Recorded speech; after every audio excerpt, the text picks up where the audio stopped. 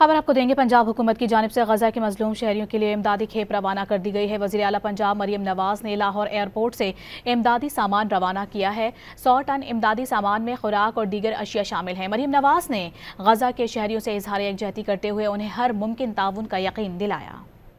आपको बता रहे हैं, पंजाब हुकूमत की जानिब से गजा के मजलूम शहरियों के लिए इमदादी खेप पाकिस्तान की जानिब से रवाना कर दी गई है। वज़ीर आला पंजाब मरियम नवाज शरीफ ने लाहौर एयरपोर्ट से इमदादी सामान खबर आपको देंगे। पंजाब हुकूमत की जानिब से गजा के मजलूम शहरियों के लिए इमदादी खेप रवाना कर दी गई है। वज़ीर आला पंजाब मरियम नवाज ने लाहौर एयरपोर्ट से इमदादी सामान रवाना किया है। 100 टन इमदादी सामान में खुराक और दीगर अशिया शामिल हैं। मरियम नवाज ने गजा के शहरियों से इजहार यकजहती करते हुए उन्हें हर मुमकिन ताउन का यकीन दिलाया। आपको बता रहे हैं, पंजाब हुकूमत की जानिब से गजा के मजलूम शहरियों के लिए इमदादी खेप पाकिस्तान की जानिब से रवाना कर दी गई है। वज़ीर आला पंजाब मरियम नवाज शरीफ ने लाहौर एयरपोर्ट से इमदादी सामान